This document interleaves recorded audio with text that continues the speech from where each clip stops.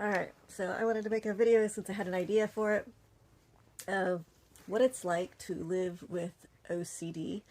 And to real fast, it's a, what is it called? When it's not written.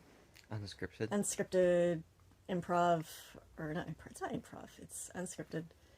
Just spur of the moment. I was thinking about how OCD affects our lives for me and you. What it's like to live with somebody with OCD. We both have it, so we both deal with it. Any thoughts that you had on it? Like you don't care, or? I don't know. You have to give me something to crystallize my thoughts around. Oh, I see. Okay. So I was thinking about how long it takes me to do anything. So anything that a normal person, so like signing up for something. So we were just signing up for something. And if with a normal person without OCD, or my particular form of, everybody's OCD is completely different. I mean, some people's OCDs, they have to have everything neat. You actually have some people who have OCD that have to have everything messy. It's the idea that the OCD means obsessive control. And they call it a disorder or disease or this whatever.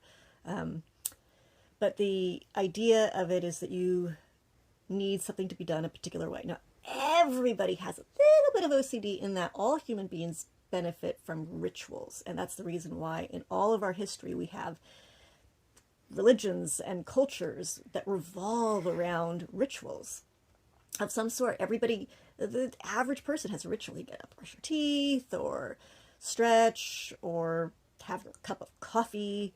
And you say you need it because you're doing it for hygiene, or you say you need it because you need the caffeine to wake up.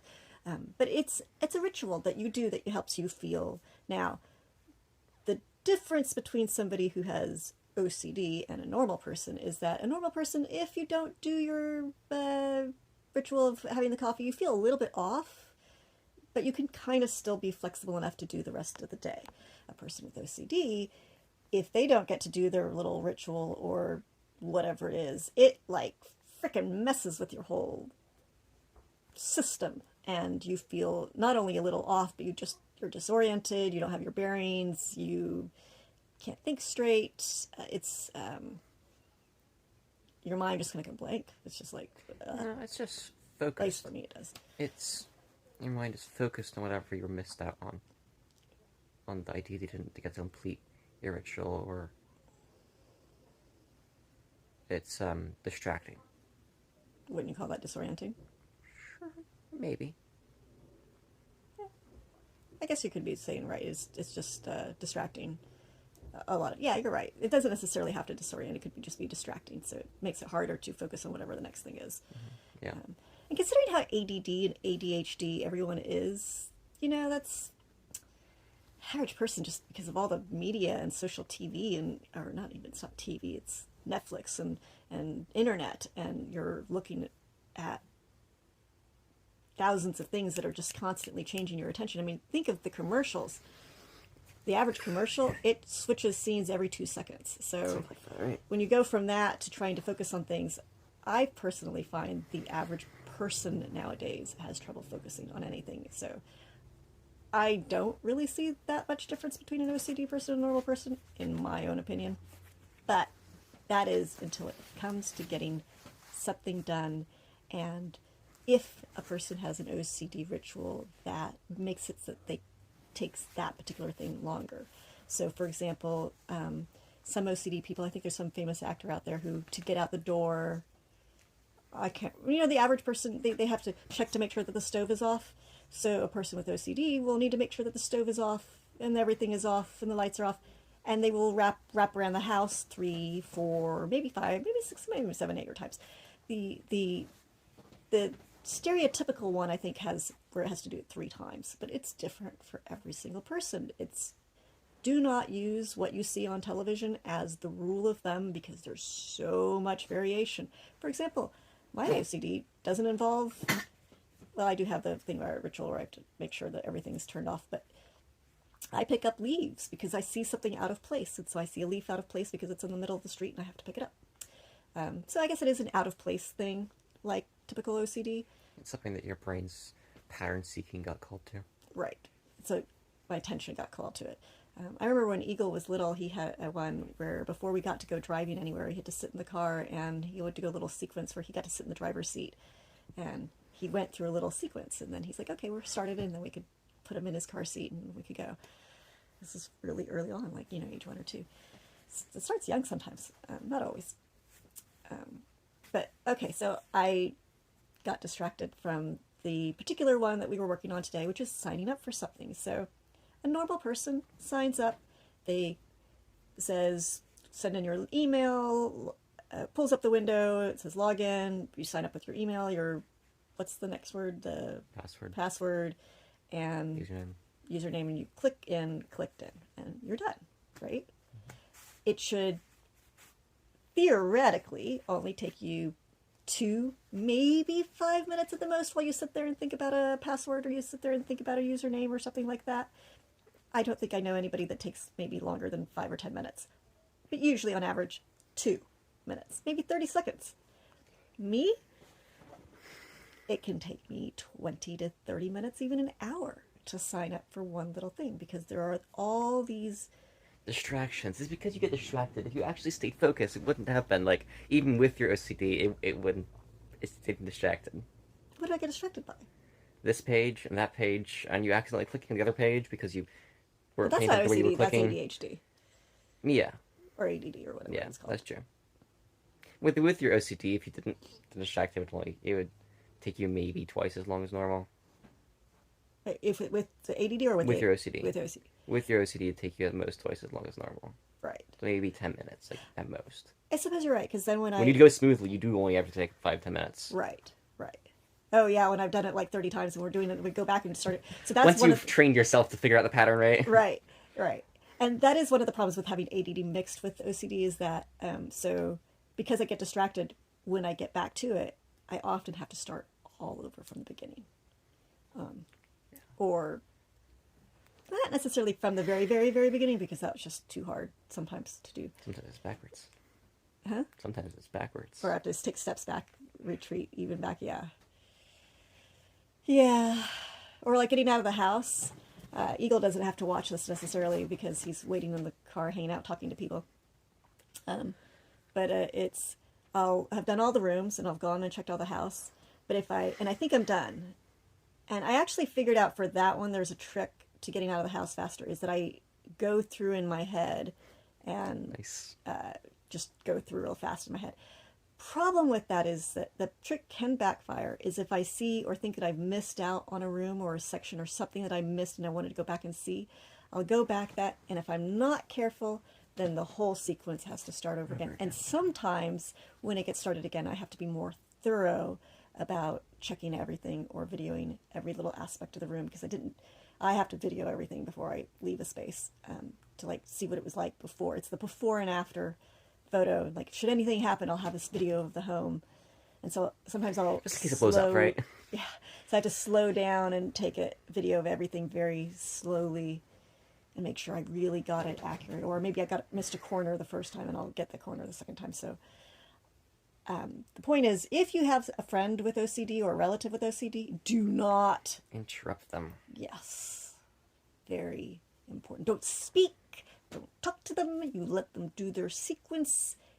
When they're all done, when they tell you they're done. That's the important part. When they tell you, not when you think they are. Yeah.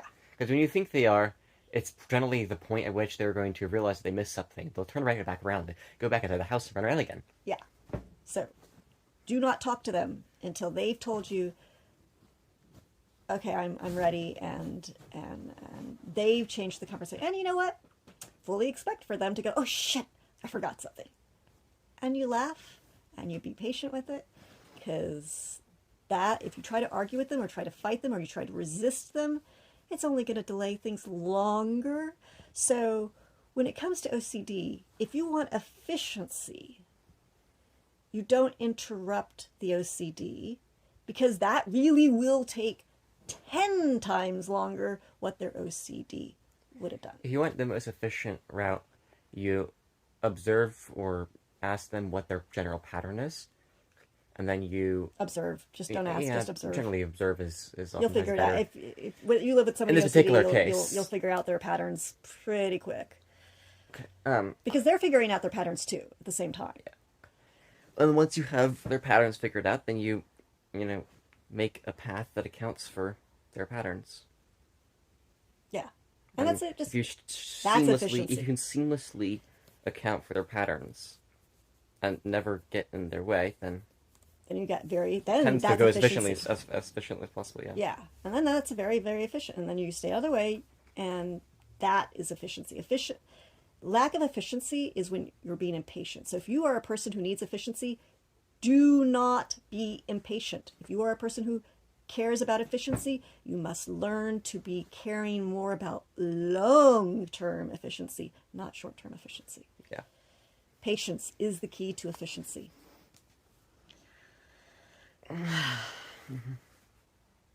I hope this helps you in your interaction with dealing with people with OCD. I hope it makes a world of difference. And one of really, actually just inserting in here, a really key important thing, even though there are people out there who consider it a disease or a disorder, one of the problems with our mental system, healthcare system right now, and the reason why people don't go and get help is because of the mentality. Yeah. We need to remove those words because the stigma that gets created makes it so people are terrified to talk about their issues. And I'm wanting to bring this out not because I want judgment, but because I want understanding. And I really, truly believe that if you have understanding of attributes of people, then they stop. Yeah. And it stops becoming scary. Because everybody does actually have OCD. They really do. Just in small, minute, inconsequential forms that are expected. Yeah, exactly, where you'll expect them, where it's already been accounted for. Religion accounts for it. Well, your rituals, really the hygiene accounts for it. They say they require hygiene. It's like you're required to take a brush your teeth and take your bath or whatever. You do know at one point in time, there was a time when people didn't have toothbrushes. There was a time when people didn't have baths. It's a jungle out there. Don't get started on that form. Oh, the germaphobes. Yes, I am. I didn't used to be. I used to be one of those people who... I literally took my son to the playgrounds during flu time because I wanted his immune system exposed to the playground in a way where it was... safe and where you'd be able to build up resistance to it. Yeah, and it worked. It really did. It really built up his immune system incredibly so. But after COVID, I admit I am now afraid of crowds. And it's not actually because of COVID by itself. It's also since COVID, the number of uptake of mass shootings has gone up, I feel. Well, that tends to not happen really in crowded places so much as crowded educational places, right? No. There was a church the other day somewhere. Well, that sucks, yeah. Yeah, so it's really not the world's helpful. burning. Yeah. Literally burning, so I mean... Keep the news away from people with OCD. Yeah, right. Because they'll be like, fuck, excuse my language. But... more things to worry about. Yeah. Keep the news away from people who are anxious. Actually, keep the news away from everybody. Yeah. Go subscribe to Positive News newsletter. They have good stuff. They have really good stuff. They do. There's lots of positive things that are happening in this world, and we can be a part of the positive things that are happening in this world. And that's one of the reasons for why I make our YouTube channels. Is we have a plant one for gardening, talking about all the positive things you can do to have an urban oasis. You don't have to leave the city to have nature. You can have it right in your apartment. You don't have to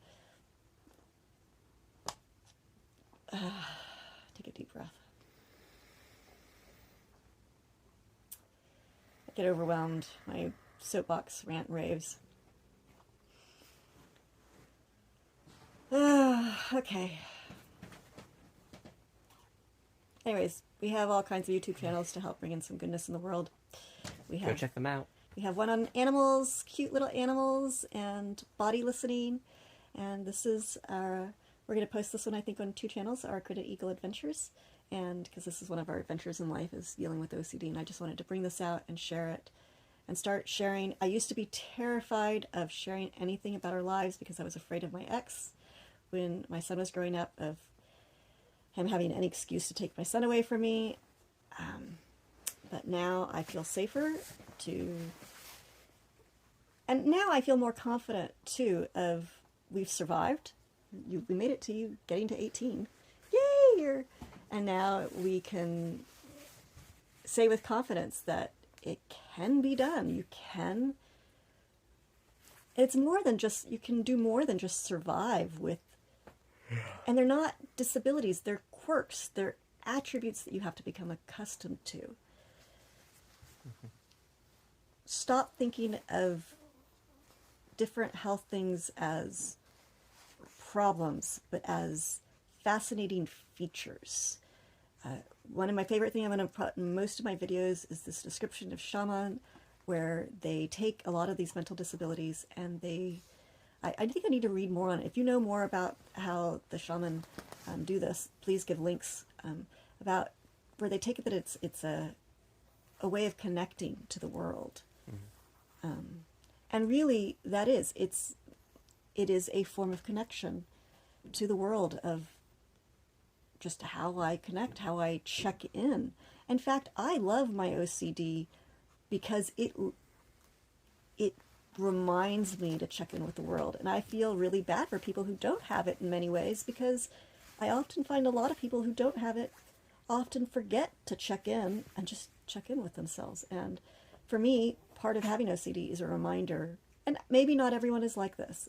This is just for me personally. It's a reminder to take a moment and feel the world and feel myself. Like right now, I have a headache and I have a fever. Get more water. Yes. There's a difference, though, between checking in and knowing I had any more water and actually going and doing it, which is something else I need to do. I need to become obsessed about drinking water. Yeah, right. That'd be a good thing to obsess over. Some people obsess about getting exercise. Drink too much water. Yeah, just the right amount. Moderation is the key in life. Moderation, all things in balance, persistence, chutzpah, confidence, love, compassion, allowing, accepting. Mwah. Mwah. Any other thoughts you want to share real fast? No? Thank you. Mwah. All right, subscribe to see what other interesting things we're going to talk about in our life, because we're going to talk about all kinds of interesting things now, soon. There's another YouTube video we're going to make, coming soon, about how everybody needs to be loved. And hopefully you'll subscribe to that one too when it's out. All right, subscribe to find out when we do all this stuff. Love you.